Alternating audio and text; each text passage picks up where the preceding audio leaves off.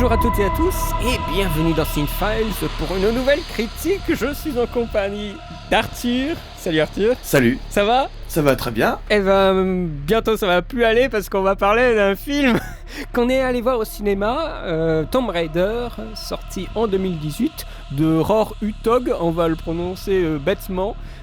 C'est une adaptation du reboot de 2013, en tout cas on s'inspire sur le personnage et certaines grandes lignes.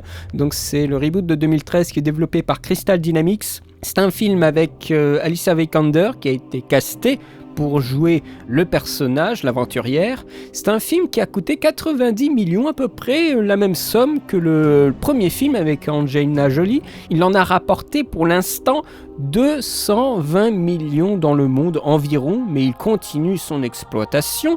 Il dure à peu près 2 heures. Et qu'est-ce qui se passe pendant ces 2 heures ? Eh bien, c'est Lara qui est en train de survivre, hein. Elle ne touche pas encore l'héritage de sa famille puisqu'elle pense que son père est vivant et va partir à sa recherche sur une île mystérieuse qui renferme un terrible secret. Alors c'est une critique qui va de base se dérouler dans un bruit de vacarme de travaux, puisqu'on a quelqu'un au-dessus ou en dessous, je ne sais pas, qui fait un boucan de tous les diables avec un marteau et des scies circulaires et tout le bazar pour bien déglinguer un appart. Donc je suis désolé, vous entendrez des bruits derrière. Le deuxième point, c'est que c'est une critique qui est enregistré plusieurs semaines après la séance. Et malheureusement, ce n'est pas un film qui est très mémorable. Et on a peut-être un petit défaut au niveau du souvenir qu'il nous a laissé, donc au niveau de la précision de ce qu'on va dire sur les scènes ou certains éléments de l'intrigue. Est-ce que tu es d'accord du coup avec moi ? Parce que là je dis ce film n'est pas mémorable, mais finalement ça n'engage que moi. Est-ce que tu penses que toi aussi, ce film, tu vas l'oublier ? Là, si tu me demandes, tu te souviens de quoi du film ? Je dirais, la scène où elle est dans l'avion, elle essaie de s'en sortir, et la scène où elle se fight avec le méchant. Le film, malheureusement, n'a pas un souffle épique que j'aurais voulu voir par rapport à la bande-annonce qui me teasait le film comme étant un truc assez péchu avec la chanson des Destiny's Child, version épique que j'avais kiffé. Ouais. C'est quand même plus appliqué que les premiers films avec Angelina Jolie. Hein. Je trouve qu'il a quand même ses bons côtés, le film. Et j'ai pas été déçu en sortant de la séance. On sent un potentiel mal exploité, je pense. Mais selon ce qui a été dit, apparemment, ça reprenait plan par plan, de ce que tu m'as dit aussi après, des cinématiques, voire des séquences de jeu. Pour le coup, ça a fait des bonnes scènes d'action. Mais qui sont pas propres à l'esprit d'un scénariste ou au talent d'un réalisateur, puisque la mécanique de la situation est reprise d'un jeu où ça fonctionne mieux, puisqu'on a quand même un peu plus de choix, même si ce sont des séquences d'action dans le jeu qui sont assez scriptées. On n'a pas vraiment de marge de manœuvre, donc on dit oui, mais oui, voilà, ouais. Appuie sur croix pour qu'après tu t'accroches. Il peut y avoir aussi de ça, donc on dit oui, mais dans le jeu tu joues, mais en fait pas dans ces séquences-là, c'est extrêmement linéaire. Tu peux légèrement aller à droite ou à gauche, mais tu vas tout droit. Reprocher, c'est là où on va faire un peu l'avocat, reprocher dans certaines séquences justement que oui, mais dans le jeu on a une manette aux mains, hein, non, parce que dans ce jeu maintenant on n'est plus du tout sur ces séquences où on a une liberté d'action dans ces scènes d'action. Maintenant il y a des séquences, c'est extrêmement scripté, tu peux pas aller de l'autre côté de l'aile de l'avion. Non, tout est bien orchestré pour que tu ailles toujours dans un sens. Ça traîne un peu en longueur du fait que c'est très cousu de fil blanc. Oui. Et que malheureusement, les moments où elle fait des énigmes, t'aimerais que ça dure un peu plus longtemps. Mais par contre, elle te fait ça, hop, c'est bon, on passe à la suite, quoi. Pour moi, ce n'est pas un film qui a beaucoup de saveur. Le souffle d'aventure retombe. Peut-être qu'il y a aussi un problème de mise en contexte de lieu, en mise en contexte spatial. On voit très peu des plans où elle est dans la forêt et elle fait quelque chose. On est très vite trop centré sur elle. Il n'y a pas de survie. 2 secondes et après elle embraye sur autre chose et t'as l'impression qu'elle est guérie, quoi. Après, on pourrait dire oui, mais c'est comme dans le jeu vidéo. Alors dans ce cas-là, on peut dire tout et n'importe quoi. Alors... Je trouve quand même qu'il est pas mal bien accentué. Elle s'en prend plein la gueule, elle a un truc dans le ventre. Bon, malgré ça, elle arrive à monter encore. Oui, voilà, mais c'est ce que je veux dire. Tu sais, que tout d'un coup, elle guérit. Tu vois, c'est comme les barres de vie dans Call of Duty. Hein, tu te fais trucider à la gueule, tu pars derrière un rocher et hop, tu es reparti comme un 40 On quoi. tire une balle dans la tête, mais tu meurs pas tout de suite. Oui, voilà, Faut que non, faut que t'ailles te cacher le temps que le rouge s'enlève de l'écran. Mais c'est ça, dans ce film, c'est littéralement ça. Ils ont peut-être fait la meilleure adaptation de jeu vidéo ever en faisant un film comme ça, quoi. Moi, je n'ai pas trouvé ça très fun à regarder. Aussi bien les premières scènes quand elle essaye de survivre financièrement, que les scènes dans l'île, que la fin où on voit pas très bien. Après, c'est normal parce que c'est un temple qui n'est pas éclairé. Hein, parce que je pensais au temple d'Indiana Jones, mais la temple d'Indiana Jones n'est pas enfouie sous la terre, donc forcément il y a de la lumière. Alors que là, c'est pas le cas. Le jour du grenier disait que c'était apparemment la même chose que le Dernière Croisade. C'est vrai qu'il y a des similitudes en termes d'écriture, mais de là à ce que ça soit un copier-coller, je trouve pas tant que ça. Moi, je trouve pas du tout, parce que ces séquences de la Dernière Croisade sont forcées par un enjeu émotionnel ultra fort. Il doit passer ses épreuves pour sauver son père. C'est vraiment un moteur incroyable et il est tout seul. Oui, en plus. Alors que là, c'est un groupe. Il y a ce côté justement de groupe qui part à l'aventure, mais je trouve que ce n'est pas super bien retranscrit. Après, c'est un film d'aventure. Et je pense que le jeu a été créé aussi en s'inspirant d'Indiana Jones, version femme. Je pense que c'était le postulat de base des créateurs. Je crois, oui. Je pense qu'il y a eu, une idée de partir à l'aventure, de découvrir du surnaturel aussi. Ce que nous n'avons pas vraiment dans le film de surnaturel. On a une explication plus logique.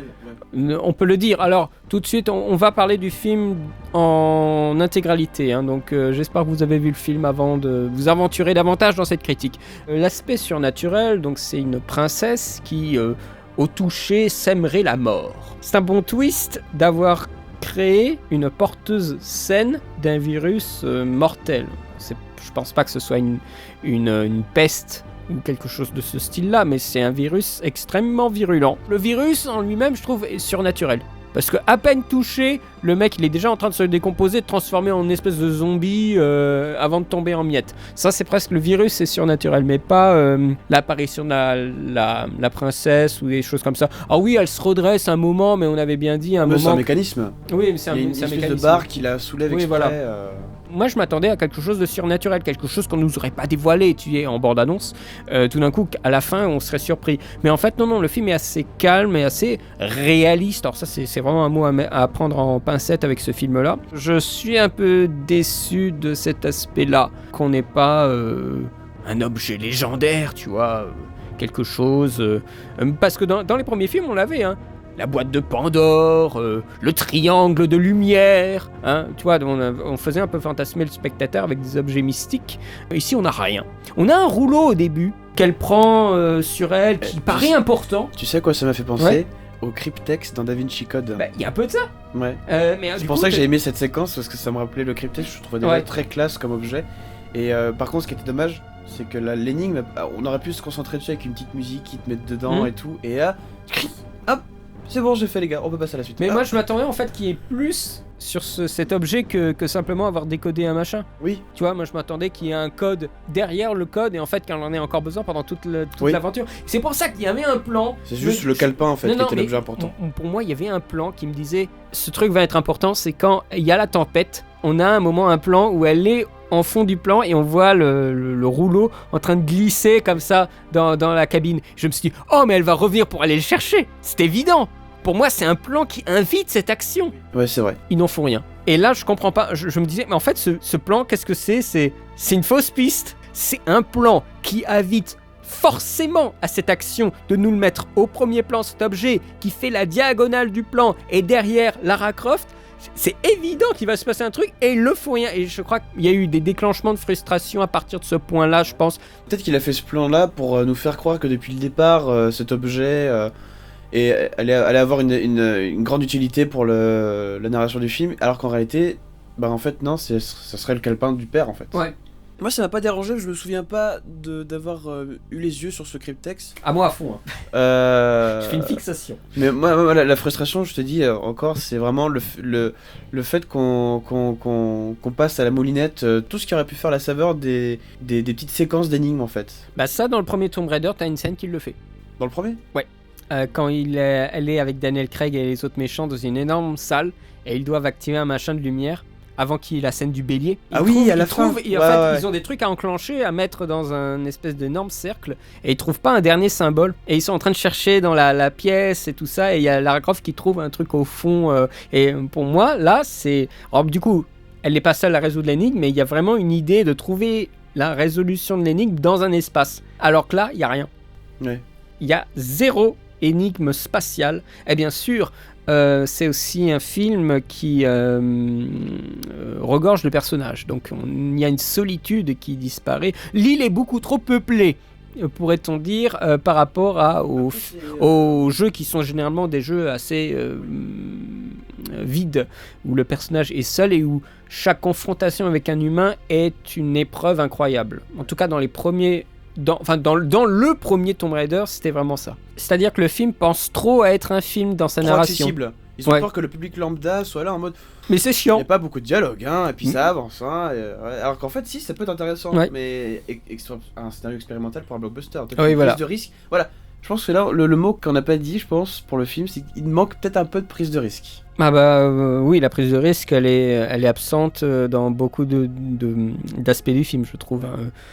En termes de découpage de l'histoire, je trouve que l'exposition est beaucoup trop longue avant qu'on arrive dans l'île. C'est du film d'aventure. Après, je suis un peu sectaire en disant que l'aventure ne devrait se passer que dans l'île, alors que avant ce qui se passe, quand elle essaye de trouver son guide, c'est aussi de l'aventure dans un certain sens, mais c'est peut-être pas l'aventure en termes exotiques que j'aurais espéré plus longtemps, parce que là on a peut-être, je dirais, 30 minutes, voire peut-être plus, à ne pas être dans l'île. Donc c'est peut-être un peu frustrant pour moi en termes d'équilibrage, d'avoir tout ce passage à Londres qui est juste là pour nous exposer divers aspects du personnage qu'on aurait pu voir directement exploité sur l'île, tu vois, d'avoir ce personnage qui est chétif directement dans l'île pour après l'avoir évolué plus rapidement, plutôt que là on a quand même un gros setup avec des scènes qui vont avoir un payoff un peu plus tard sur l'île, donc peut-être jouer sur cette différence en fait entre milieu urbain teinté de musique pop, comme on l'avait dit quand on était sorti de la salle, avec de la musique de film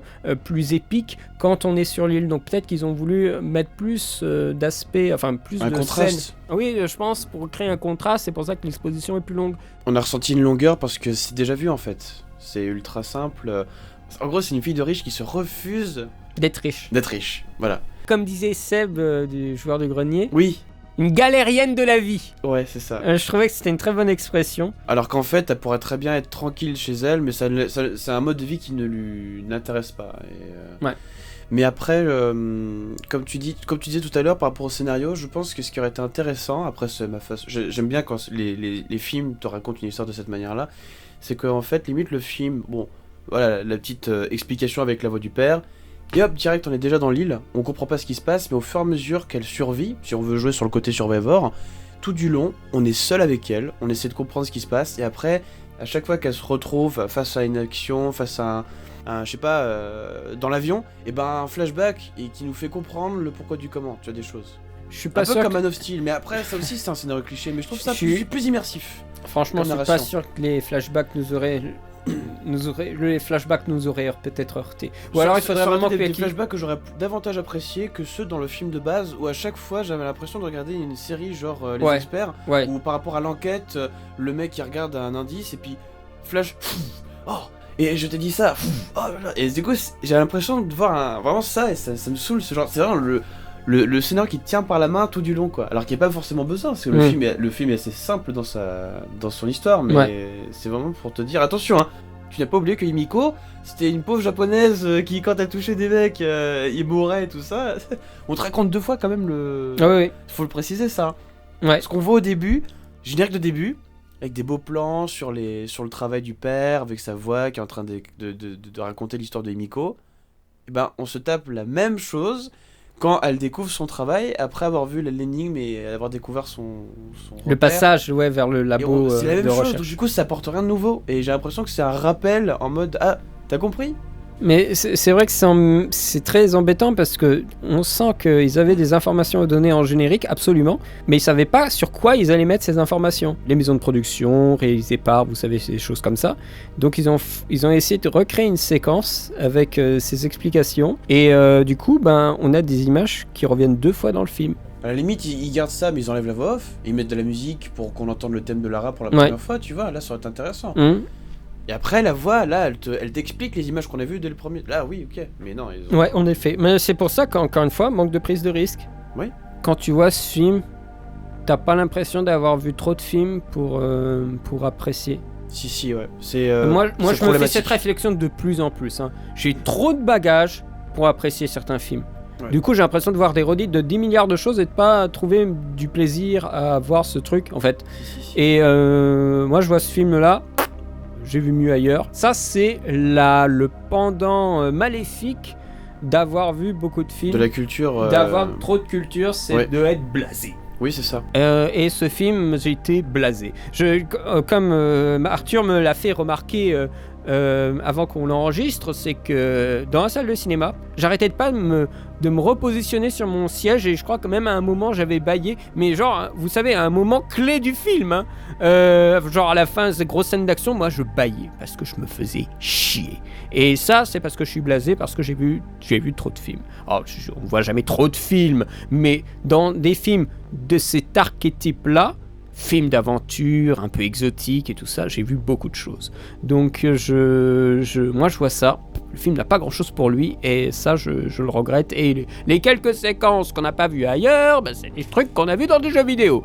La séquence avec le bateau dans la tempête, c'est d'ailleurs une belle cinématique que vous avez sur la chaîne qui est une cinématique où on voit justement le bateau de Lara Croft chavirer et elle est dans l'eau, elle essaye d'arriver jusqu'à l'île. Donc c'est une cinématique du reboot de 2013, le jeu vidéo. On a des plans très très ressemblants et surtout des teintes de couleurs très ressemblantes. On a la scène où elle est dans les rapides, elle va descendre et il y a un truc avec un parachute, un avion. Bon, moi j'ai jamais joué à celui de 2013, mais j'ai vu pas mal de gameplay. J'ai vu mon frère, il jouait, j'étais là pour regarder ce qu'il faisait dessus et la première fois que j'ai vu le jeu, c'était il y a longtemps, un ami qui l'avait tout juste acheté, il le testait, et puis je trouvais que le jeu était très cool, très intéressant, et puis ça faisait bizarre de voir Lara Croft en mode apeuré, parce que quand tu as joué au premier jeu, elle est redoutable. Hein, bah, après, ça raconte les origines de Lara Croft. Donc, et puis ils en profitent aussi pour faire certains moments de gameplay intéressants. Je me rappelle, ça m'avait marqué pour la scène de la tempête. À un moment, elle doit arriver au devant du bateau et elle a des obstacles. Et elle passe sur une espèce de grille en métal au-dessus. Oui. Et ça, c'est un élément de gameplay de Tomb Raider, où on peut s'agripper et avancer en passant au-dessus d'un obstacle. On essaie quand même de transposer ça comme on peut. Après, il faut des fois que ça soit plausible quand on veut faire un univers de cinéma, quoi. Qu'est-ce que t'en penses parce que souvent on va reprocher aux films adaptés de jeux vidéo connus d'être trop calqués sur des mises en scène qui rappellent trop le gameplay du jeu plus qu'une mise en scène cinématographique, alors qu'à l'inverse on ne fera pas ce genre de critique pour un film qui va avoir une mise en scène très proche d'un jeu vidéo dans la façon dont le personnage va se dépêtrer de certaines situations, alors que là on va dire oh c'est génial parce que c'est un scénario original, alors que là c'est Tomb Raider. Et j'ai l'impression que c'est un peu hypocrite de notre part des fois de dire que le film est un peu trop emprunté du jeu, alors qu'en réalité on aurait pu très bien kiffer ça dans un autre film qui serait pas forcément Tomb Raider. Il faut que ça soit intégré, je veux dire, il faut pas juste que le plan semble jouer individuellement dans la séquence. Oui, pas gratuit quoi. Mais ce que je veux dire c'est qu'il est une suite logique et que ce plan particulier, cette action particulière soit dans la suite logique de la séquence, qu'elle soit pas détachable. Il faut que l'action ou la situation ou le plan soit mieux intégré dans un ensemble de séquences qui sont cinématographiques, pas que ça puisse être isolé, comme le plan subjectif de Doom qui fait une séquence entière mais qui est très... Là, c'est juste pour... mais qui est très encombrante en fait. Les enjeux. Qu'est-ce qu'il y a comme enjeu dans ce film concernant le personnage ? C'est une bonne question. Non, la question est simple en fait. C'était une question oratoire, mon cher Arthur. C'est, elle veut retrouver son papa. Oui. Ce n'est pas un scoop. Elle retrouve son père sur l'île. Ça prend une de ses places dans le film. Ça prend même plus d'importance sur découvrir le tombeau. Faire un boulot de Tomb Raider, quoi. L'aspect relation avec le père prend une place assez monstrueuse sur 2 heures. ça m'a un peu bloqué et ça motive en fait certains élans comme elle va retrouver le fils du guide du père. Donc vraiment tout est orienté, j'ai l'impression, pour retrouver le père. Il casse la porte du tombeau parce que sinon le père il va mourir. Enfin vraiment, moi je trouvais que c'était... Alors bien sûr ça donne de l'épaisseur émotionnelle au personnage, je suis d'accord. Mais du coup je trouve que l'aspect aventure se perd un peu dans une espèce de drame familial. Je suis d'accord qu'il faut donner un peu d'émotion parce que ceux avec Angelina Jolie n'ont pas d'émotion. Les scènes où elle retrouve son père, j'ai trouvé plutôt bien réussi. Oui, alors avec la musique et les jeux d'acteurs, les retrouvailles avec hein. le père, ça c'est une scène, ça m'a surpris d'avoir de l'émotion, de ressentir des choses sur cette scène-là. Et ça je le relaisse complètement. Dans la grotte là, quand il dit je la regarde pas, oui, je la regarde voilà, pas, exactement. Il remarque qu'elle est réelle. Et elle insiste, tu vois. Ouais. Puis après, Alicia Vikander, elle joue super bien. Donc, oui. Là, c'est vrai que j'étais surpris, mais je trouve qu'après, ça continue à prendre de la place. Dans ce film, si on enlève le père, qu'est-ce qui lui reste ? Là, on aurait quelque chose qui s'apparente plus au jeu. C'est-à-dire un personnage seul qui va affronter l'adversité. Je pense que le problème de ce personnage de Tomb Raider, c'est que tu ne peux pas ne pas lui donner quelque chose en plus, parce que sinon ça la rend inconsistant. Dans un jeu vidéo, ça va, mais dans un film, c'est obligé faut qu'on s'identifie à elle. Donc donc c'est quoi son histoire, son background, donc l'histoire du père, tout ça. Mais après je suis d'accord qu'on aurait pu le fait qu'il s'apprenne de la place, c'est parce que c'est trop cliché qui fait que ça nous paraisse aussi lourd dans le scénario. Je pense qu'ils auraient dû rendre ça encore un peu plus intéressant dans une autre manière de le raconter peut-être. Je pense que l'effet émotionnel qu'ils voulaient donner nous est rabâché trop de fois et du coup moi j'ai saturé. Faut dire aussi que pour moi un des points faibles du film, c'est le dialogue. Ça manque de subtilité, c'est très premier degré. Tu veux humaniser tes personnages, donne-leur un dialogue qui fasse pas je lis mon scénario, tu vois. Même ce qui se passait, je trouve, généralement dans la grotte, espèce de machin où on trabâche des éléments qu'on a déjà entendus. Voilà. Tu vois, l'effet doublant, c'est de ça dont je voulais parler. Voilà. Je vois pas. Grotte, d'ailleurs, qui fait vraiment, tu vois, le hub du jeu, où ça, c'est l'endroit de sûreté où tu peux récupérer du matériel. Ouais. Où tu peux te soigner, parce qu'on a une scène où... Alors je sais pas, franchement, c'est une scène où on oublie le contexte, on dirait qu'elle prend son pied, Alicia Vikander, parce qu'elle fait de ces bruits un peu suspects. Moi je regardais cette scène, je me dis, oh là là, on enlève le père qui est en train de la coudre, et ça peut donner un autre film. Non mais je t'assure. Vous pouvez me dire que j'ai l'esprit mal tourné, je vous le concède. Donc c'est vraiment, tu vois, le hub, le point de sauvegarde. Voilà, comme les petites pièces dans Resident Evil où on a la machine à écrire. C'est un film, je trouve, où il n'y a pas vraiment de suspense, il n'y a pas vraiment de danger, ce qu'on pourrait quand même un petit peu souhaiter. Alors il y en a quand même un peu plus que dans les premiers. C'est une version moins fantasmée par rapport aux premières versions. Oui. C'est quelqu'un d'un peu plus réduit. Tu l'avais dit, en effet, c'est avant qu'elle soit badass. Ouais. Oui, c'est ça. Donc c'est les origin stories. Tu as balancé le mot origin stories. Est-ce que tu regrettes que ce soit une origin stories ? Ah non, parce que moi j'aime bien raconter... j'aime bien quand on me raconte le passé d'un personnage quand c'est pertinent. Et Tomb Raider, au contraire, vu que c'est quelqu'un qui est déjà accompli, et là on la montre avant tout ça, donc c'est intéressant de voir comment elle s'est construit cette mentalité de femme forte, tu vois. Regrettes-tu, dans ce cas-là, que ça prenne le film entier ? Non, parce que justement, déjà le jeu vidéo faisait ça, et tout du long. Oui. Enfin, de ce que j'en ai pu voir. Donc du coup, de faire un film, non, je trouve ça curieux justement. Moi, c'est vrai que ça me tape un peu sur le système d'avoir toujours les origin stories, comme si on devait absolument raconter les passés des personnages. Voilà, des préquels, des spin-offs, c'est la console d'Hollywood. Oui, je pense que c'est Hollywood aussi qui m'a un peu blasé sur le sujet. Mais après, en soi, l'idée, si tu enlèves le contexte de faire des mods, ça ne sera pas, enfin, ça t'aura peut-être pas dérangé. Moi, pour le coup, j'ai pas eu ce problème-là. Et franchement, tant mieux pour toi. D'autres aspects aussi, quand on parle d'affronter l'adversité, mais quelle adversité, puisque les ennemis sont, je trouve, pas terribles en fait. Marquant.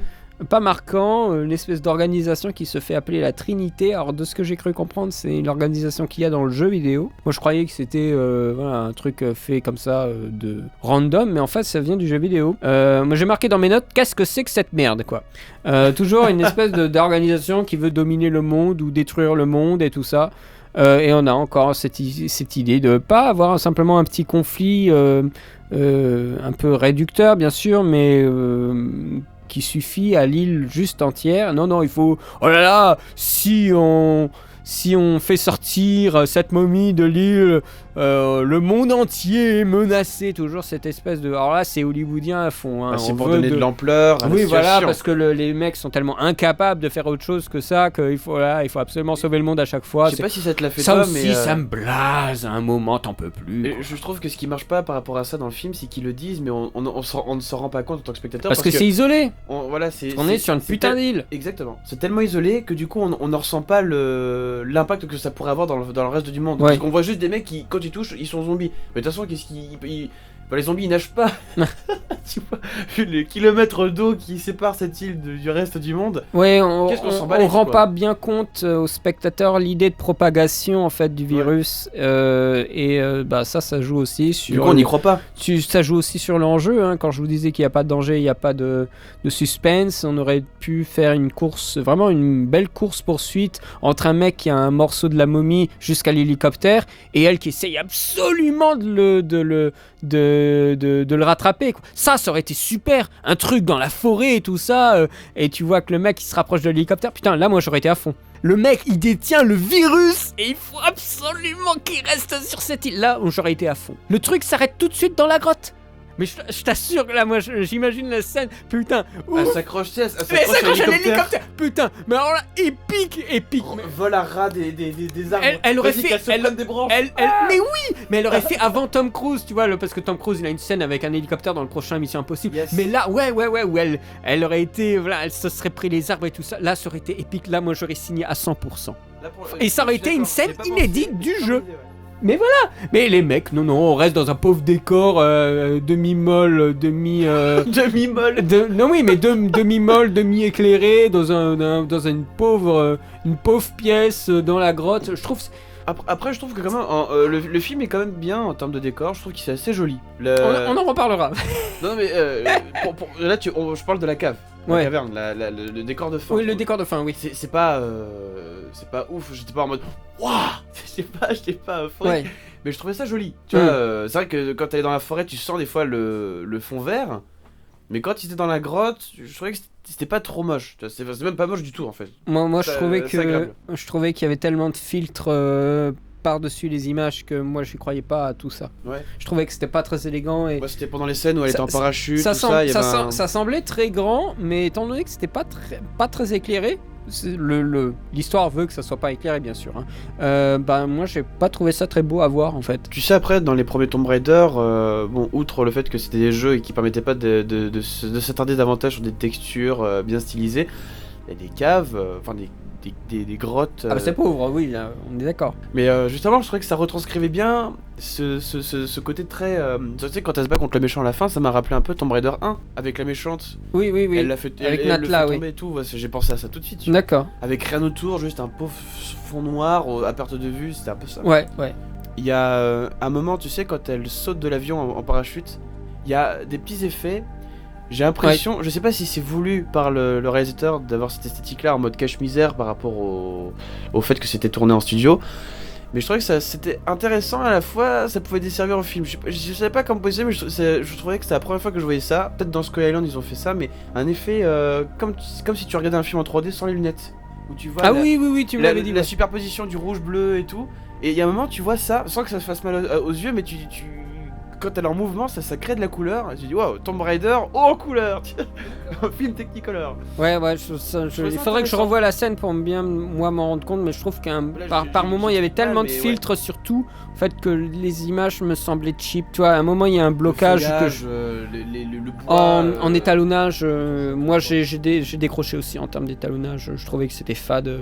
Blasé peut-être de voir les mêmes couleurs à chaque film, tu vois, toujours les mêmes ambiances. Il y a peut-être aussi une lassitude de ma part, je ne nie pas. Est-ce que tu trouves que le film est réaliste ? Non, parce que déjà tout ce qui lui arrive, plus d'une fois elle aurait dû mourir. Ouais. Après moi je fais pas partie de ceux qui sont là en mode elle aurait dû crever, c'est pas réaliste. Tu vois, ouais. Mais c'est un film qui dans son approche se veut être réaliste par rapport au fantastique. Que depuis le départ on te parle d'une légende qui pourrait exister. Est-ce que c'est vrai, est-ce que c'est pas vrai, tout ça. Et j'ai trouvé que comme toi, le twist d'Himiko était très intéressant. Moi, je trouvais que le film, oui, avait une apparence de film ancré dans le réel, mais au fur et à mesure que ça avance, il emprunte plus des idées de jeux vidéo. Des principes de jeux vidéo, comme le puzzle qui se résout tout de suite quand elle va signer ses papiers, l'énigme de base qui est résolue facilement, le fait qu'on a des mecs qui explosent toute l'île depuis 7 ans et là tout d'un coup devant la porte de la tombe ils la font pas exploser. Ouais. C'est absurde. Les mecs, on leur montre des caisses d'explosifs, mais qui font 1 mètre sur 1 mètre, et les mecs ils se disent pas, bon on va faire exploser tout le bloc, ou même on va dire que la porte est indestructible, mais pas autour. Le rocher qui est autour, il est destructible. Donc voilà, absurde. Hein, mais parce qu'il faut le code, et voilà, parce que émotionnel, parce que le père il va mourir et tout ça. Mais aussi des aspects purement de jeux vidéo, c'est-à-dire on a des mercenaires entraînés, qui semblent entraîner l'utilisation d'armes, et les mecs n'arrivent pas à toucher nos héros, quoi. Là c'est clairement le réalisme jeu vidéo, qu'il faut accepter tout de suite, hein, parce que sinon ça sert à rien de continuer à regarder le film. Hein. Quand elle fuit, il ne se prend pas une seule balle. Moi, j'engage un mercenaire, le mec il a l'expérience de l'entraînement en arme à feu. Le mec est censé toucher, viser, quoi. Après, on nous a bien montré au début qu'elle savait qu'elle était forte. Esquiver les balles. Matrix. Mais elle sait s'enfuir. Elle sait elle sait s'échapper. Ah mais je me suis fait un entraînement de fuite, hein. J'ai fait un stage de fuite.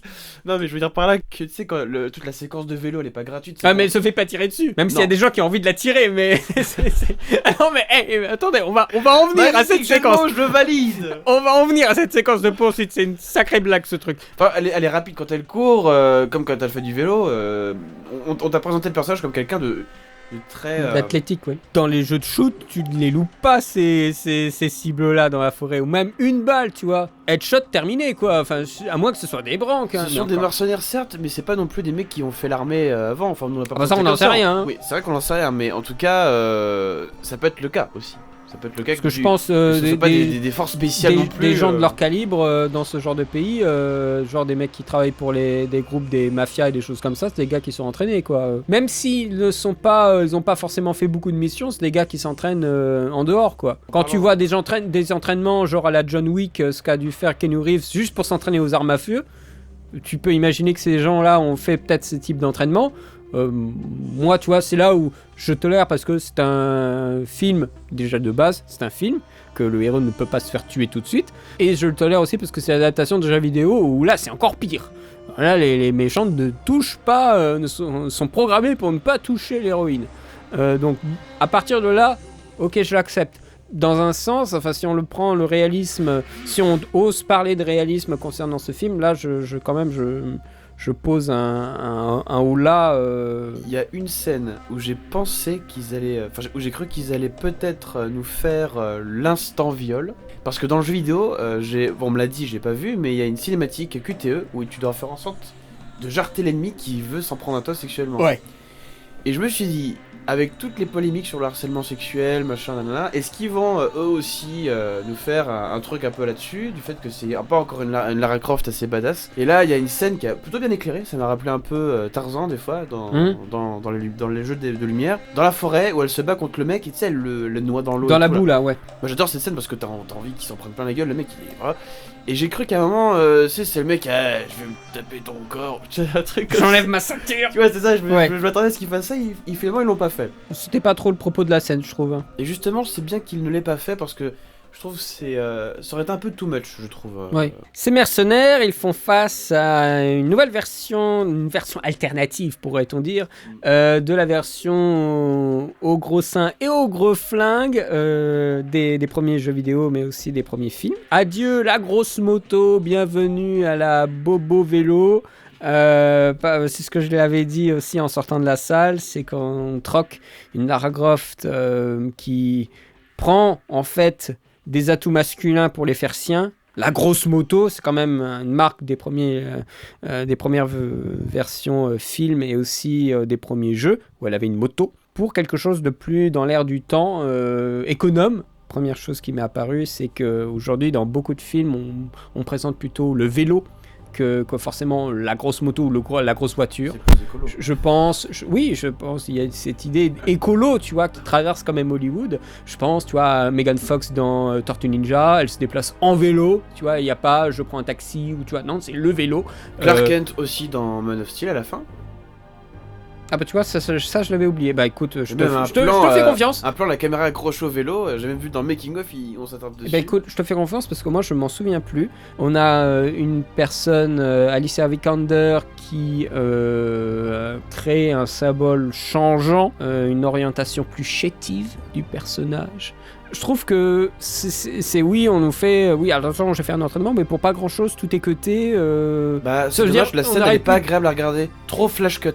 Même muscle, finalement, une Lara Croft qui aurait juste travaillé un peu son corps sans en faire des tonnes, ça aurait fait la même chose. Je trouve qu'il y a un effet com qui est un peu gratuit, finalement, pour pas grand chose dans le film. Oui. C'est-à-dire qu'il y a quand même beaucoup de choses qui sont très très cutées.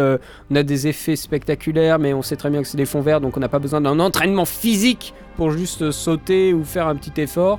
Donc voilà, il y a aussi toute cette com qui est assez pesante, mais qui est finalement pour un entraînement physique qui est pas spécialement intéressant à voir. Par contre, je trouve que ça vaut le coup par rapport aux scènes de combat. T'as certaines prises que tu peux pas faire si t'es pas en forme physiquement. Je parle pas d'être bodybuildé forcément, mais quand tu parles de le montage cut des combats, je trouve que ça s'améliore au fur et à mesure qu'on avance dans le film.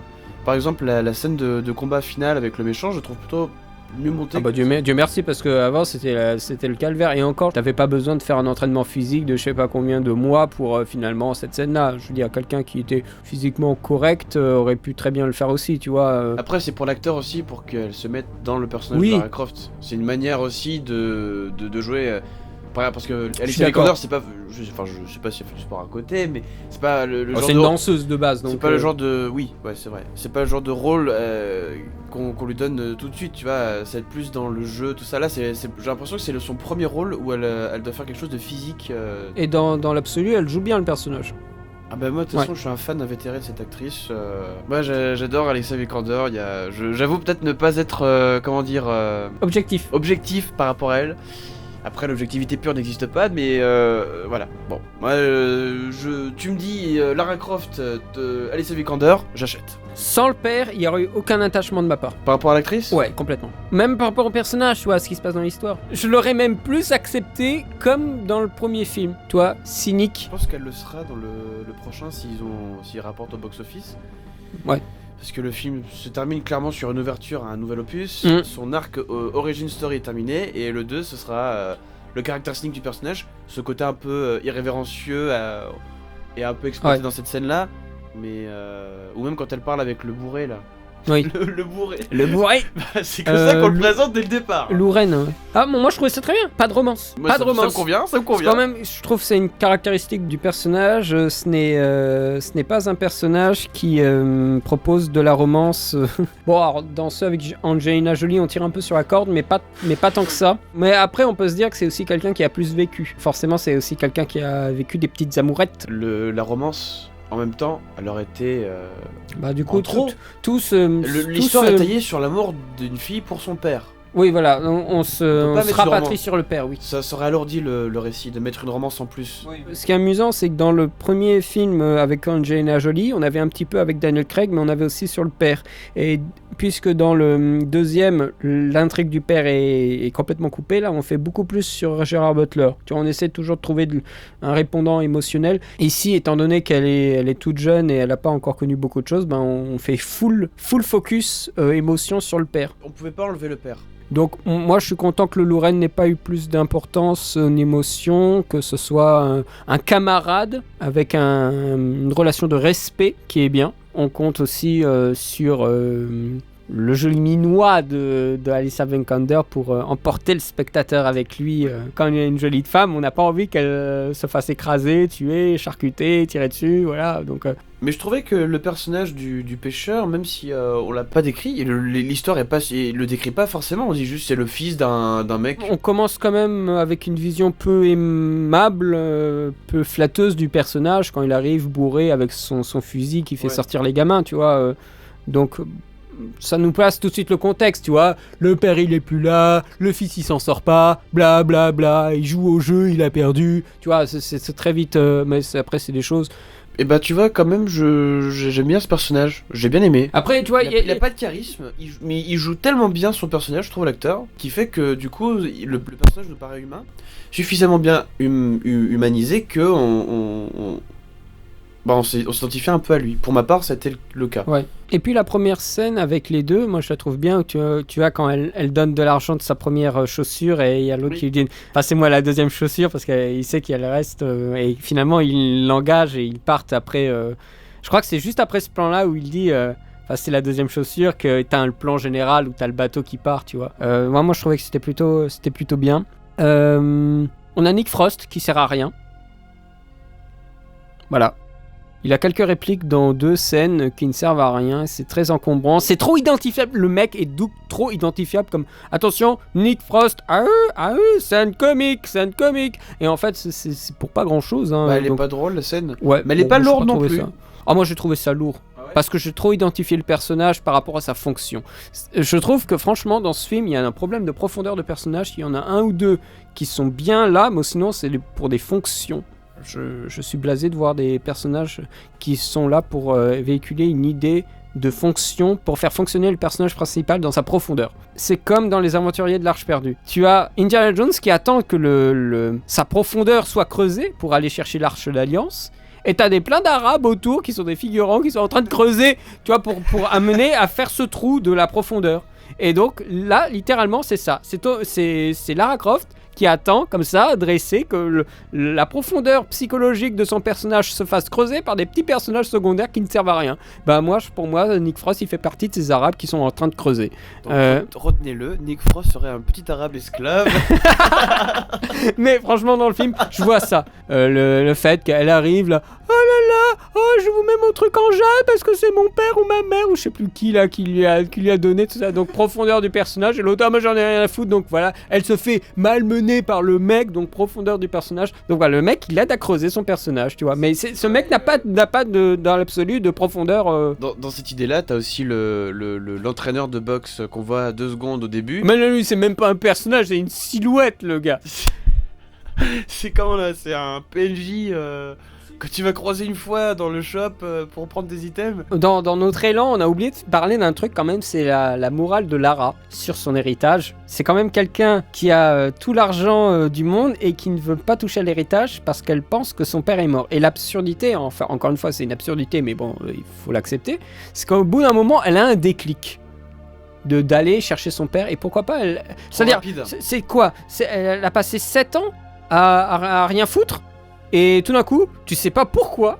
C'est-à-dire qu'en gros, c'est cet accident qui l'a amené à voir Christine Scott Thomas qui lui a fait prendre conscience d'un truc. Alors que pendant 7 ans, ou 5 ans, je sais plus, il s'est rien passé.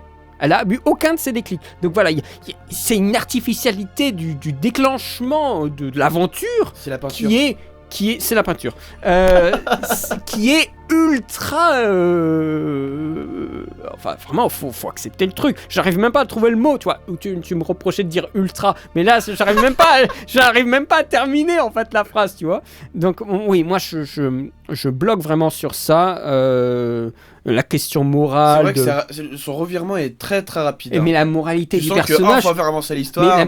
La moralité du personnage, on dirait qu'ils en ont rien à foutre. Rien que cette scène-là sur l'héritage, ça pose déjà un problème. C'est faible en fait, ce qui déclenche le personnage vers l'aventure. Autre chose, moralité du personnage quand elle tue le mec, la première fois qu'elle tue quelqu'un, t'en as rien à foutre. Elle va déjà, oh tiens, il y a le père, hop j'y vais. Et plutôt qu'elle a tué un mec.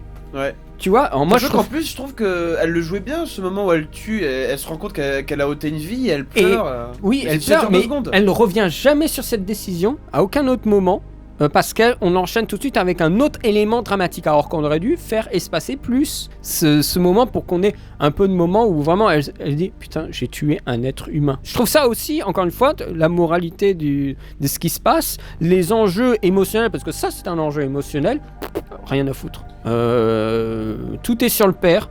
Elle n'en parle pas à son père. Je crois pas. Pourquoi? Enfin, voilà. C'est un film trop concentré sur son scénario. C'est un film qui n'a aucune ambiance. Il y a des films comme ça, des fois tu vas être là, oh c'est long, ça raconte rien. Et pourtant, tu l'apprécies quand même parce que l'ambiance, tu vois. T'as des moments comme ça où on prend le temps de découvrir le décor, de découvrir le son du décor, un peu de musique, tu vois, je sais pas. Mais tu vois, pour moi, Tomb Raider, quand tu joues au jeu Tomb Raider, bon, là on parle d'un jeu vidéo certes, mais que ce soit un jeu vidéo ou un film, tu peux retranscrire une ambiance. Tu peux retranscrire, ils auraient pu retranscrire une ambiance par des plans où on montre en plan d'ensemble l'immensité du décor. Mais ils avaient fait un truc comme ça, ils avaient pas fait un moment un travelling où on se rapprochait d'elle en train de courir dans la forêt. Ouais, mais c'est cuté, c'est très rapide. C'est comme la plupart des trucs dans ce film. Hein. Ils auraient pu, il me semble qu'ils ont tourné dans des décors exotiques pour faire certaines scènes. Oh, franchement, moi j'ai l'impression que c'était du studio. Hein. Bah, quand tu regardes le film, oui, mais il me semble que dans le Ah oui, mais ça c'est le problème. Ah oui, on va tourner dans une forêt de je sais pas quoi. Si dans le film ça ressemble à du plastique, bah t'as pas bien filmé. Hein, Donc ça c'est aussi un problème. Hein. Walton Goggins. Voilà, Goggins. J'ai beaucoup aimé la façon dont tu en avais parlé parce que moi je trouvais qu'il était vraiment insignifiant. Toi tu disais que il est de bas étage, mais il joue bien le bas étage. Oui. Si le scénario lui donne des lignes de merde à lire, enfin, à déclamer, bah, il peut pas faire grand chose d'autre. Donc il le fait au mieux qu'il peut, mais je pense que le personnage en lui-même, son incarnation, fait ce qu'il peut, ça va. Hein, mais par contre, si c'est mal écrit, le mec il va pas venir refaire les lignes. Hein, donc, je le dis, c'est pour tous les acteurs, les dialogues sont affreux, mais ils s'en sortent bien dans l'interprétation. Ils ont dû faire un travail monstre pour tourner ça de manière crédible. Mais le méchant, cet acteur, pour l'avoir vu dans des séries, dans des films, il joue pas toujours des méchants, des fous, tout ça. Et donc, tu sens qu'il vit son personnage et il va jusqu'au bout. Et même pour Tomb Raider, tu vois, son méchant, on y croit. Moi, j'y ai cru. Être obsédé pendant 7 ans à être sur l'île, à essayer de faire exploser des trucs. Bon, moi, j'irais pas jusqu'à dire oui, alors il dit qu'il ne parle à personne et que. Bon, moi, j'irais pas sur ces détails-là. Hein. C'est juste dire à personne d'avoir une conversation intellectuelle avec quelqu'un ou un peu autre chose, parce que je pense pas qu'il va parler avec ses mercenaires d'une façon, voilà, moi j'aime bien le tableau de Botticelli, je pense pas que les mercenaires aient quelque chose à foutre, et va pas parler avec ceux qu'il traîne en esclavage. Donc c'est plus avoir une conversation avec quelqu'un autre que simplement des amabilités à la con, parce que lui il a l'air pas du tout dans cette optique-là. Tu parlais de réalisme, moi je pense que le réalisme est pas mal bien incarné dans sa façon d'être en tant que méchant. Il a sa moralité à lui, qu'on ne pourra jamais comprendre, parce que nous, d'un point de vue éthique, en tant qu'être humain, on va pas buter un mec parce qu'il botte mal. Il a sa logique. Voilà, c'est logique des mercenaires, je fais mon taf. En plus, il le dit, moi je suis juste un employé, je fais mon boulot et puis j'ai qu'une envie, c'est de me tirer d'ici. Ça fait depuis longtemps que je suis là, j'en ai un peu casse-couille, tu vois. Déjà, je peux pas être déçu du film, mais j'ai pas été déçu du méchant parce que je trouvais que c'était un vrai méchant. C'est à savoir. Qu'est-ce qu'un faux méchant ? Dans ma définition, dans Jurassic World. Le Docteur Wu, là. Le chef, ouais. Et je suis le méchant et mon plan machiavélique va se produire. C'est un peu grossier, tu vois, dans les traits. Ouais. Lui, tu sens que c'est l'humain classique de base qui fait son taf et il fait des saloperies, mais il s'en bat les couilles, tu vois. Après, je trouvais que Christine Scott Thomas était un petit peu en trop à la fin en termes de méchant pour une suite. Après. Oui, c'est le cerveau de l'opération. Moi, j'aurais souhaité, en fait, autre chose. Qu'on mette pas de visage dessus. Oui, qu'on mette pas de visage.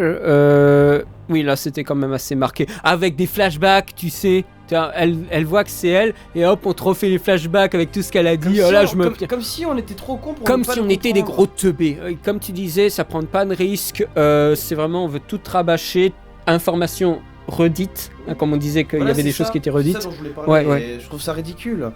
Parce que le film n'est pas compliqué. Non. Pas de mise en condition de scènes d'action, elles arrivent assez brusquement. Je trouve qu'il y a aussi pas une de mise en condition du décor, peut-être pour s'orienter progressivement sur quelques points de réalisation. On ne situe pas très bien l'action. Ben moi j'aurais bien voulu plus un travail avec le décor, mais ça a l'air cheap quoi. La forêt a l'air cheap au possible. On a l'impression que c'est constamment du studio. Que que la forêt est en plastique, qu'elle n'existe pas. Et comme je l'avais dit, il y a un traitement de filtre. Et j'entends de filtre pas seulement sur des filtres de couleur, mais aussi comme des aplats de couches supplémentaires d'After Effects pour rajouter des plantes ou des choses comme ça, qui rend fake les images. C'est pas très agréable à regarder. Et les seuls moments où tout d'un coup on a quelque chose d'intéressant, c'est les moments du jeu vidéo, le naufrage, les rapides.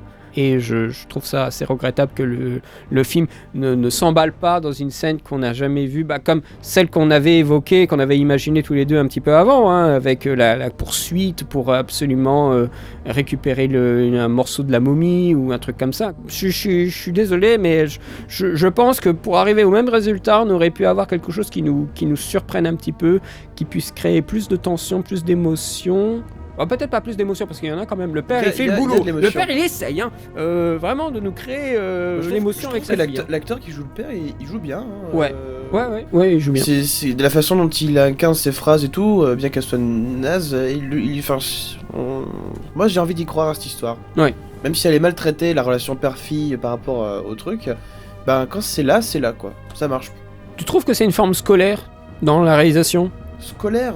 Non, parce que pour moi, scolaire, je dirais plus. Pour moi, j'ai une approche très négative d'un film scolaire. Pour moi, c'est pour ça que j'utilise le scolaire, terme. C'est genre, il y a un problème avec le son.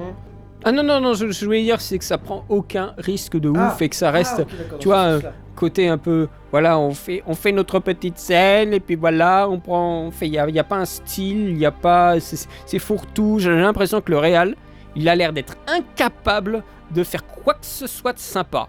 Les premières scènes d'action sont moyennes à nulles, sauf celles qui sont tirées du jeu. Je vais quand même parler parce qu'il y a 3 scènes d'action avant qu'il soit sur l'île. Enfin, avant qu'il soit sur l'eau, je devrais dire. On va peut-être faire un petit focus dessus parce que les 3 ont des trucs aberrants, à mon sens. On n'en a pas encore tellement parlé. La première scène, elle arrive très tôt. C'est pour nous présenter le personnage de Lara en termes martial, en termes physiques, corporalité du personnage. C'est un combat sur le ring. C'est un combat qui, comme les autres scènes d'ailleurs, est illisible puisqu'il fait une entorse à la règle des 180 degrés, qui est une ligne qui permet de créer une spatialité et finalement un repère pour le spectateur, de savoir qu'il y a un personnage à droite et un personnage à gauche, et de jouer avec cette ligne-là. Dans ce film-là, le mec, on dirait qu'il connaît pas la règle, c'est filmé un peu n'importe comment, trop proche des acteurs, et aussi trop cuté au moindre impact, ce qui fait qu'on n'a pas... Je trouve que c'est pas agréable à regarder, ça me fait beaucoup penser à Taken 2. C'est des trucs qui ont voulu se la jouer Jason Bourne sans jamais y arriver. Je pense que aussi, sur le découpage c'est une aberration, mais que la scène est importante parce qu'on va quand même... C'est un setup, on prépare quelque chose avec cette scène-là, pour montrer aussi qu'elle a des difficultés, pour avoir un payoff à 2 reprises en plus, quand elle récupère son sac au port. Beaucoup trop voyant cette scène, on voit le déséquilibre dans le cadre, enfin je trouve que c'est très maladroit. Je t'avais dit en fait l'effet que ça m'a donné, toi tu parlais de la composition, ouais. Et moi c'était dans la façon de jouer. Ouais. Parce que juste avant, tu vois la caméra qui tout doucement va introduire un peu les passants, et tu les vois qui sont naturellement en mode non merci non. Et là t'as les 3 qui sont en mode ouais comment ça va. Ouais. Tu sens il y a un contraste marqué. Peut-être c'est voulu, peut-être après. Ouais, mais c'est maladroit, quoi. On n'est pas surprise, quoi. Il est pas là, quoi. Ouais, non, mais t'attends juste que le truc se déroule. Ça, c'est un problème. Et donc ça, c'est sur cette première scène où elle récupère son sac, elle fait une clé à un gars, et le met à terre. Donc ça, c'est typiquement repris de cette scène-là. Et la deuxième, c'est bien sûr l'attaque du gars dans la boue, là, où elle se bat, elle le tue. Plus tard dans l'île. Et le combat de fin aussi, elle refait la même prise. Oui. Ouais. Elle le met à terre, elle prend son bras, tu sais, comme dans le catch. Ouais. Je sais pas comment ça s'appelle cette prise. C'est une clé, ouais. Et du coup, c'est vrai que là, c'est comme si elle prenait sa revanche. Oui, complètement. Elle le dit, la prochaine fois, je le mettrai à terre. Oui, voilà. Donc la scène, même si je la trouve très mal filmée, elle est nécessaire pour après plusieurs payoffs par la suite. En fait, c'est un peu mécanique, cette façon de faire, mais ça marche. Pour faire l'avocat du diable, oui. Peut-être que justement il a fait exprès de la rendre dégueulasse visuellement, pour qu'au fur et à mesure, parce que sinon, pourquoi il aurait fait en sorte qu'elle soit pas filmée de la même façon, cette scène de combat? Parce que je t'avais dit que tu sais, au début on est là, c'est chiant, il y a trop de cuts, et au fur et à mesure il y a moins de cuts. Peut-être que c'est pour montrer une progression vers son accomplissement en tant que femme qui sait se battre vraiment... on le voit dans les coups. On n'y croit pas, donc on cut, et pour vraiment être aussi fatigué qu'elle à se battre. C'est un peu méta, ça. Hein. Oui, mais c'est un argument qui peut être validé. L'idée est défendable. Maintenant j'y pense. L'idée est défendable. L'idée me séduit. Tu vois, d'avoir eu l'idée incroyable de penser un truc pareil, ça me saute. Ça, c'est un truc qui me nécessitait un revisionnage, clairement. Mais c'est une idée qui est intéressante, en effet. Et après, avoir aussi je dis ça, mais pour avoir la confirmation, peut-être que le réalisateur en parlerait dans un making-of. Je pense pas que ce soit. C'est très pointu comme idée, tu vois, je trouve, oui, quand même. Donc, mais c'est une idée. Moi, j'y crois pas trop non plus qu'il ait non, mais fait c'est une observation, une hypothèse qui peut être intéressante. Hein.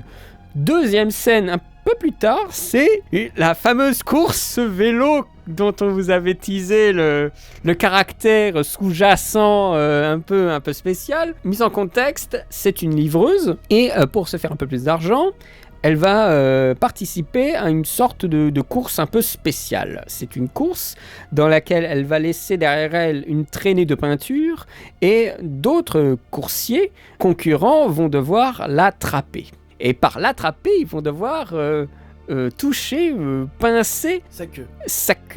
C'est une espèce de petite queue de renard qu'elle a à l'arrière de son vélo.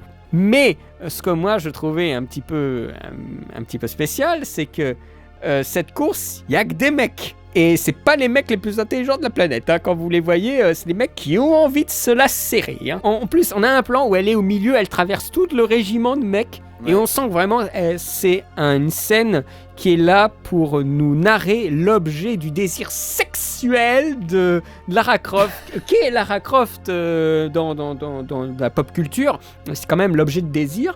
Et là, on lui touche la queue de renard. Mais littéralement, on veut lui toucher le cul. Donc, cette scène, c'est la course de l'homme affamé sexuellement qui va essayer d'attraper Lara Croft. Voilà où ça fonctionne, oui, pour avoir de l'argent pour payer le loyer, mais symboliquement, moi je vais être ça. Parce que la personnage n'est pas sexualisée dans le film, par rapport à Angelina Jolie qui est très très vite sexualisée, surtout au niveau des jambes, enfin la totale. J'aurais pas eu cette réflexion si il y avait une femme dans les concurrents. Quand ils sont en course au vélo d'ailleurs qui est pas très bien filmé, enfin il n'y a pas de style ou plutôt de finesse particulière, je trouve que par exemple Premium Rush, on en avait parlé, un Premium Rush est beaucoup mieux filmé largement dans ses courses que ce film-là, c'est une espèce de plan un peu random. Tu sais, je t'avais dit aussi qu'il voulait rendre ça, tu sais, très fun avec une chanson électro derrière. On avait parlé de ce contraste avec Lille, juste. Du coup, c'est la réflexion du contraste nous était venue à partir de cette scène-là. Ouais, mais moi c'était surtout pour dire que, tu sais, si tu veux rendre cette scène intéressante visuellement et sur le plan auditif, je trouvais que la musique était un peu mal mixée et un peu trop mis en retrait par rapport au son des bruits du film. Tu vois, il n'y a pas d'intérêt, et finalement, à part cet intérêt de désir sexuel, moi je trouvais pas l'intérêt en fait de nous la mettre là maintenant. Justement, c'est la mécanique grossière qui fait déclencher après, tu sais, Christine Scott Thomas, c'est le déclenchement de l'aventure. Mais tu vois, c'est le caractère grossier du truc, quoi. De la mécanique du scénario qui amène à ça, qui amène à ça, qui amène à ça. Et la dernière scène, c'est celle où elle est sur une espèce de ponton et qu'elle se fait voler son sac. Là, c'est clairement, je trouve, une référence un peu à Jason Bourne dans la façon de découper des choses qui sont... Alors, Jason Bourne le fait mieux, mais là, par exemple, il y a un truc assez aberrant qui m'avait sauté aux yeux dans le flux d'images assez dense. Il y a beaucoup de gros plans très resserrés, très très découpés. C'est l'impression pour donner l'impression qu'il y a du mouvement par le découpage. C'est qu'à un moment, elle arrive dans un lieu, elle traverse un intérieur, et dans cet intérieur, il y a quelqu'un qui fait flamber des choses. Ah oui. Et elle traverse cet intérieur où on voit quelqu'un faire flamber. Elle l'a traversé cet intérieur et on revient avec un gros plan sur quelqu'un qui est encore en train de faire flamber des choses. Donc on a une répétition en fait du même mouvement de flambée alors qu'elle est déjà sortie. Parce que les mecs sont tellement incapables de gérer leur flux de plans qu'ils ont ralenti en remettant un plan alors que l'action était déjà terminée. Et ça, dans le montage, c'est ultra dur à faire. C'est en cela que moi je trouve que Jason Bourne y arrive vachement bien. C'est qu'il y a un découpage ultra dense et pourtant on a une continuité, on ne sent pas qu'il y a un à-coup tout d'un coup. Et à ce moment-là, j'ai senti l'à-coup. Je me suis dit, ce plan, il est en trop parce que ça n'apporte rien à l'héroïne. C'est sur un mec qui fait sa traite flambée, quoi. C'est vraiment, là je vous parle de chipotage, mais en même temps ça vous donne un exemple précis. En tout cas de ce que je me souviens dans le film, parce que souvent j'ai l'impression des fois quand je parle de films en critique que je ne suis pas très précis sur les éléments de mise en scène ou des choses comme ça. Là je vous donne un exemple précis Vous pourrez revoir bien sûr le film quand il sera disponible. S'ils veulent savoir ton côté précis des choses, t'as les analyses de séquences. Ouais, mais j'en fais plus beaucoup en ce moment, tu vois. Mais là, voilà, pour une critique, vraiment quelque chose de donner un regard sur un point de scénario ou un point de scène. Là, dans cette scène-là, je trouve qu'il y a un problème de montage où ça imite un style, mais on n'arrive pas à le tenir jusqu'au bout. Pour continuer sur le découpage, on a la scène où elle est en parachute. Bon, c'est une scène qui est un peu reprise du jeu vidéo aussi, où elle traverse comme ça la forêt avec le parachute. Je trouve que cette scène n'est pas bien filmée puisqu'on la filme de face. Alors bien sûr, c'est l'actrice principale, c'est un peu la star du film, donc il faut la montrer dans les situations compliquées. Mais je trouve que le jeu vidéo avait avait une mise en scène plus logique puisqu'on suivait le personnage vers la forêt, donc l'axe était derrière elle et on voyait en fait ce qu'elle allait affronter comme obstacle. C'était assez violent et ici on a un plan rapproché de face au personnage, donc on ne sait pas ce qu'elle affronte. On a un plan à un moment où on est sur le côté, un peu en biais, où on voit un petit peu les obstacles, mais je trouve que c'est un petit peu faible la façon dont ils l'ont filmé. Je trouve ce n'est pas optimal pour nous faire sentir les impacts et la sensation que ce genre de situation assez impressionnante devrait provoquer. Moins sur le personnage. D'être peut-être... Mais qu'on voit les obstacles, qu'on voit la direction vers laquelle elle se dirige. Là, ce n'est pas le cas. Ou genre, tu sais, la caméra accrochée sur la hanche avec un plan sur le bras qui tient comme ça, puis tu sais, avec le son, on peut donner l'impression. Quelques plans comme ça, pas trop rapides à regarder, tu vois, parce que des fois, ils peuvent faire... en mode GoPro, quoi. Mégaton. Voilà.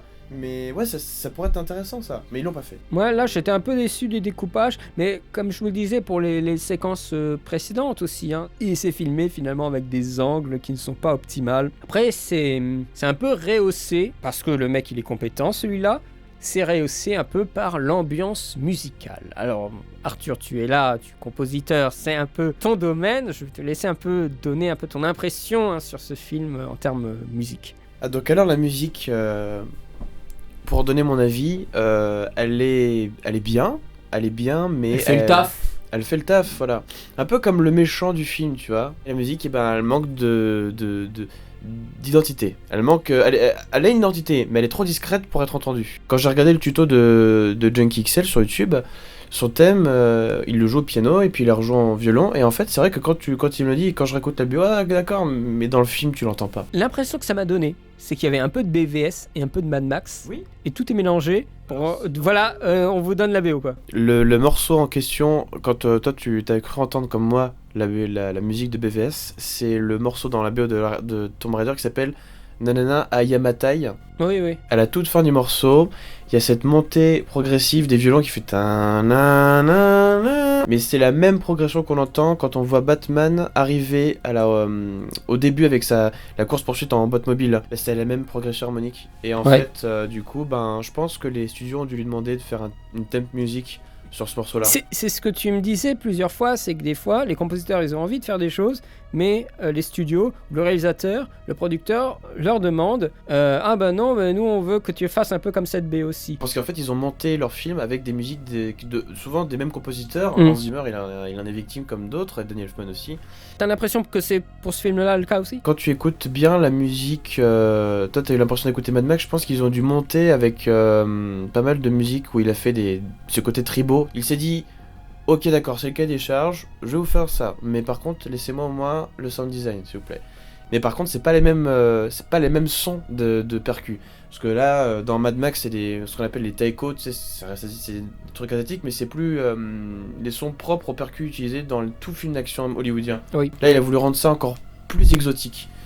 Et qui fait que ça donne vraiment une texture très intéressante à écouter quand tu écoutes la musique à part. Que dans le film... C'est trop sous-jacent. Je me suis surpris à bien aimer, généralement, bon, c'est assez classique, mais à bien avoir aimé la BO après avoir vu le film. À part, tu vois, plutôt que dans le film, ça me semblait être trop... Je me suis surpris à reprocher au film, oh là, ça fait trop BVF, ou ça fait trop Mad Max, dans le film même. Alors que quand je la réécoute à part, je me dis, oh, c'est plutôt agréable à écouter. Ouais, c'est agréable. Et je trouve ça dommage en fait que ça dessert un peu le film, quoi. Même les musiques où tu sais, quand elle se déplace pour aller récupérer un objet ou une énigme, ou même les scènes de conversation, tu sais, la musique elle est là, mais elle met la part belle au dialogue, et du coup c'est juste des petites traînées de violon, ou des petits, ce qu'on appelle jouer à l'arpégiateur sur ton logiciel, des petites basses qui font des trucs comme ça, tu vois. Oui, il y en a, je crois la deuxième track elle fait ça justement. Ouais. Mais dans le film, malheureusement, ça sonne trop déjà entendu. Même le thème de Lara, enfin les harmonies qu'il utilise, le thème triste, tout ça, tu sens que c'est des harmonies qui sont dans le tiroir. Ah bah ça c'est la mélodie de la triste, de Je retrouve mon père, ça c'est la mélodie des machins. De toute façon on l'a déjà utilisé dans tel autre film. C'est toujours comme ça. Tu sens que de toute façon les mecs ils ont des délais à respecter, ils peuvent pas passer trop de temps à rechercher. Ouais. Junkie XL malgré ça en fait il passe plus de temps à créer des textures pour sa musique que des mélodies même. Donc pour le coup en termes de sound design je pense qu'il a fait un bon boulot, mais pour ce qui est des mélodies malheureusement voilà quoi, si elle est pas aussi marquante c'est parce que le film ne l'est pas et qu'il ne laisse pas la place. Moi je disais que le film manquait d'ambiance, mais parce que comme pour Star Wars 7, John Williams n'a pas eu le temps de poser une ambiance dans sa musique, parce que le montage étant trop cut, trop concentré sur la narration, se voulant fluide et rapide, ce qui est le cas, bah, au détriment de la musique qui finalement derrière suit, mais derrière pourra pas te faire entendre des thèmes marquants comme le Seigneur des Anneaux, Star Wars ou tous ces trucs-là. Mais en tout cas, Junkie XL, pour l'instant, ne m'a pas déçu. Il est capable de faire du gros thème Ah, bien sûr. Bah, parce que moi c'est la seule track que j'écoute, mais alors celle de la Tour Sombre. Ouais. Le thème principal, moi je me l'écoute régulièrement. Ça, c'est du gros thème de cinéma. Hein. Ouais. En conclusion, dis-moi si t'es pas d'accord. C'est un film Hollywood de base. Oui. Fait par un faiseur qui voulait peut-être faire autre chose avec ce film, mais finalement il est rentré dans le rail. Moi je trouve que c'est un film vraiment sur un rail, mais assommant. Je dirais que c'est une adaptation moyenne. C'était pas une mauvaise adaptation. Non, parce que moi je mais regrette pas c'était de l'avoir pas vu. un bon film. Comme dirait mon père grossièrement quand il faut voir un film le soir en mangeant avant de se coucher, un film laxatif. Ça c'est un peu méchant quand même. Non mais c'est le film, tu sais que c'est cousu du fil Mais blanc. je comprends cette divertissant. sensation et des fois je le fais aussi. Hein. Ouais, c'est le film divertissant, tu sais que t'en auras plein les mirettes, mais après t'attends pas à une histoire de ouf quoi. Ce film, en 5 minutes, 10 minutes, 15 minutes, il n'arrive pas à me convaincre. Ce n'est pas Tomb Raider. Le film ne peut pas être honteux du fait qu'il veut trop être dans le jeu. Il veut trop être le jeu 2013, donc les gens qui ont joué au jeu, ben j'ai un pote qui me dit « Ah j'ai bien aimé justement parce que j'ai retrouvé l'ambiance du jeu ». Ouais. Donc au final, le film, ça passe par rapport à ça. C'est passable. Après, moi je dis ça, c'est peut-être que j'ai vu trop de films. Donc du coup, je passe à côté du divertissement. Je lui mettrais un 11,5 sur 20. Il n'y a pas d'enjeu vraiment qui te prennent comme ça. Tu vois, jusqu'à la fin, c'est pas signifiant. Tu n'as pas l'artefact que tu vas trouver, tu vois. C'est une pauvre momie, en fait, qui te sert à rien, quoi. Elle en retire rien de cette aventure, mis à part la perte du père. Mais j'ai l'impression qu'à Hollywood, ils ont cette nouvelle tendance dans les scénarios, aussi bien chez Star Wars que dans d'autres franchises où c'est connu pour être oh là là, ces personnages sont tellement forts, tellement iconiques, on veut faire la culture de la désillusion. Ouais. On déstructure les personnages les plus fantasmés de tous au rang de humains, comme si c'était ton voisin. Et dire ouais mais c'est moins bandant, hein, Luke Skywalker, un vieux qui finalement n'est pas le Jedi que j'aurais préféré qu'il soit. Et oui, mais on veut mettre au rang de réaliste, et j'ai l'impression que c'est un peu ça qui se passe en ce moment à Hollywood, c'est ils veulent rendre leurs films moins paillettes. Des fois ça marche, des fois ça marche pas. Peut-être que Tomb Raider a voulu le faire, avec cette espèce de démystification de Lara Croft en mode livreuse Deliveroo qui va voir son père dans une île qui finalement Emiko n'est pas la légende qu'on pensait être. Oui. Une femme créatrice de zombies et voilà quoi. C'est un film de désillusion, ça on est à peu près sûr. Écoutez, je crois qu'on a terminé cette critique. Ah oui, oh là, mais j'ai oublié un truc important. Arthur a peut-être un petit message à donner au service d'accueil de Lara Croft Company. Je suis compositeur mais je n'en vis pas pleinement et à côté je fais un boulot alimentaire. Il y a une scène dans Tomb Raider qui m'a fait un petit peu rigoler parce que on parle de... Alors là, c'est l'instant connaisseur. Attention, parce que moi, je fais ce métier, blablabla. Ah oui. Quand elle va pour la première fois dans l'entreprise Croft, ouais. Elle va à l'accueil, et là, elle se tape un espèce de connard qui lui parle mal. Un autre d'accueil, il lui parle comme un chien et tout, et après, c'est juste pour l'effet comique. Ah, c'est vous, Lara Croft. Ok, j'ai compris l'idée, mais... Dans le film, de faire ça, quand même, tu te fais virer. Genre, c'est juste que c'est un accueil de ouf. C'est une entreprise, c'est prestigieux. Un autre d'accueil qui fait ça, à mon avis, ils vont le remplacer le lendemain par un autre. Ouais, mais Je peux pas faire ça, c'est pas pro. il aurait pu encore la faire chier. Ah, montrez-moi votre carte d'identité. Oui. Combien il y a de personnes qui sont venues? Oh, mais je suis Lara Croft. Qui t'enfonce. Vous êtes un homme, monsieur. Ah oui, pardon, au revoir. Voilà, cette fois-ci, la critique est vraiment terminée. Désolé d'avoir pris autant de temps pour sortir la vidéo. En elle-même, elle est longue, on en est désolé. Et j'espère que vous n'avez pas trop été importuné par les bruits environnants. Je te remercie, Arthur, d'être venu, d'avoir pris le temps avec moi pour parler de ce film. Plusieurs semaines après avoir vu avec toi le film en séance. Voilà, je te remercie vraiment beaucoup. Je vous remercie à tous de l'avoir vu. N'hésitez pas à commenter, avec maintenant le recul que vous avez aussi de votre côté par rapport au film, de commenter un petit peu ce qu'on a dit, s'il y a des choses sur lesquelles on n'est pas revenu, s'il y a des choses avec lesquelles vous êtes d'accord ou pas. N'hésitez pas à nous le faire savoir en commentaire. On sera de toute façon ravis de vous lire et de vous répondre, bien sûr. Quant à nous, on vous laisse sur ces dernières notes et on vous dit à très bientôt pour de nouvelles vidéos. Allez, salut! Ciao.